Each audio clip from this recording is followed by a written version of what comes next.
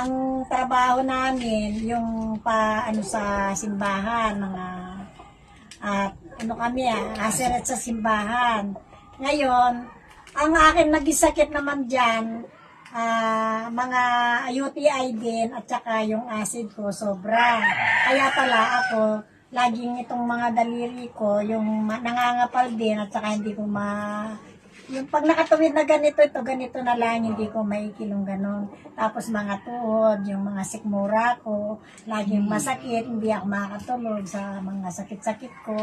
Ngayon, dumating nga sa dumating nga itong dioxin sa amin, inalok sa akin ng apo ko, subukan mo, itry mo dahil nakikita niya sa gabi, wala akong tigil ng pag-iyak, masakit ang kiruta ng mga kuwang ko. Sa dami ng ininom kong herbal, wala akong matagpuan na lunas sa akin. Itong coffee nito, pinatry ng apo ko, subukan mo lang ito para yung nararamdaman mo. Baka sakaling dito yung kapatid ko. Dito kayo kita ng lunas, sabi niya. Na-try ko, nakatatlo pa lang ako sa CA nito. Pakinggan mo. Ang aking daliring nito, unti-unti na ikikulo ko na ng ganyan. Tapos hindi ako nakakatulog ng gabi, hindi ko na, pagka pala wala ka nang naramdaman yun, ang ibig sabihin, nakakatulog ka na. Yung aking acid, biglang parang bumaba yung tiyan ko, yung nakikuha sa utot ng utot, ganyan.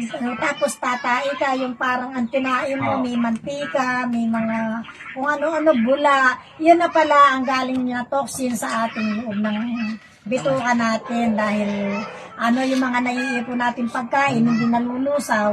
Ayun, ito ang nakakalusaw sa ating mga kinakain na hindi nalulusaw, kaya yun natin gano'n.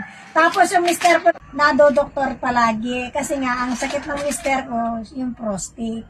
Pag minsan, yung prostate niya, hindi pumapasok sa pantog, yung pala nasa labas. Kaya yung tiyan niya, lumalaking gano'n. Maririnig mo, di ba may kalabaw ka? May naririnig ka sa kalabaw, yung pag pinaliliguan mo, yung gano'n siya, kakain ng kangkong, balatong, kaya sitaw. Alam na alam mo yun sa gabi yung kukuro-kuro na yung tiyan niya, yung pala hindi matunaw at dumidikit sa bituka niyang malaki.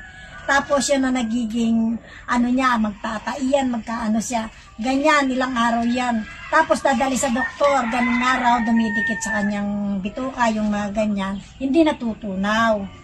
Ayun, tapos ngayon, simula nung matry niya ito, ilang sachet pa lang tulad ko, ang kanyang nararamdaman sa katawan niya, hanggang ngayon, 1 taon na kami dito, hindi siya sumumpong, hindi napadoktor.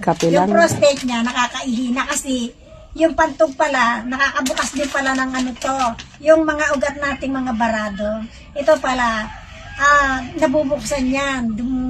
Yung daloy-daloy ng mga ugat natin, nabubuka yan, tapos yung dugo natin, ma-circulate ng lahat sa ating buong katawan, maging sa mata, nakakapagpalinaw din ng mata.